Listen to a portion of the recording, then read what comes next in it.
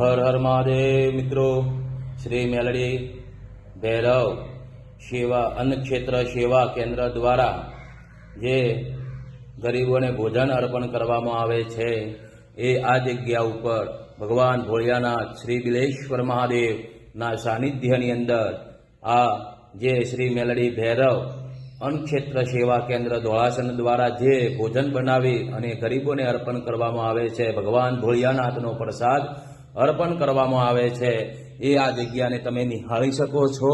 આજે ભગવાન શિવ શંકર બિલેશ્વર મહાદેવ જે ભગવાનનો પરચો અપરંપાર કહેવાય છે એમના તમે દર્શન નિહાળી શકો છો.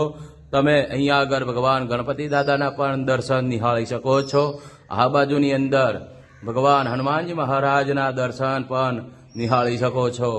નંદી અને કશ્યપના પણ દર્શન નિહાળી શકો છો.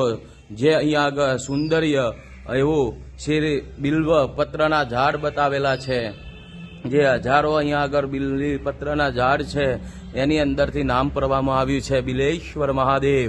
એ આ જગ્યા તમે નિહાળી શકો છો. ત્યાં આગળ ભગવાન જે સાધુ સંત હોય, મહાત્મા હોય, તપ કરી અને આ તપોભૂમિ બનાવેલી છે. એમાં એ શ્રી અઘોરી મહારાજ બાપુની જગ્યા છે.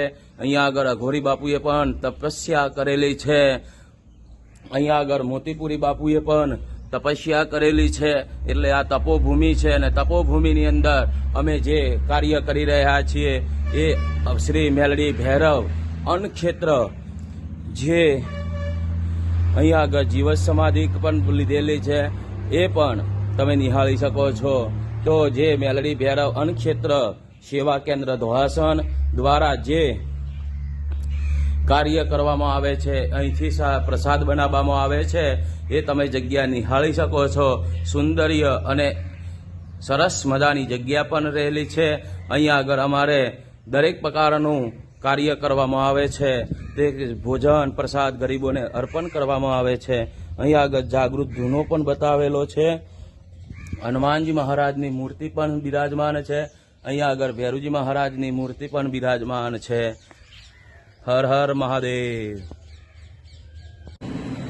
શ્રી મેલડી ભૈરવ અન્નક્ષેત્ર સેવા કેન્દ્ર ધોળાસન દ્વારા આજે પટેલ મનીષાબેન કીર્તિકુમાર, ગામ વેડા, હાલ રહેવાસી અમદાવાદ રાણીપ, જેનો જન્મદિવસ હોવાથી, મનીષાબેનનો જન્મદિવસ હોવાથી ત્યારે અન્નક્ષેત્રની અંદર શ્રી મેલડી ભૈરવ અન્નક્ષેત્રની અંદર દૂધપાક અને પૂરીનું આયોજન કરવામાં આવેલું છે.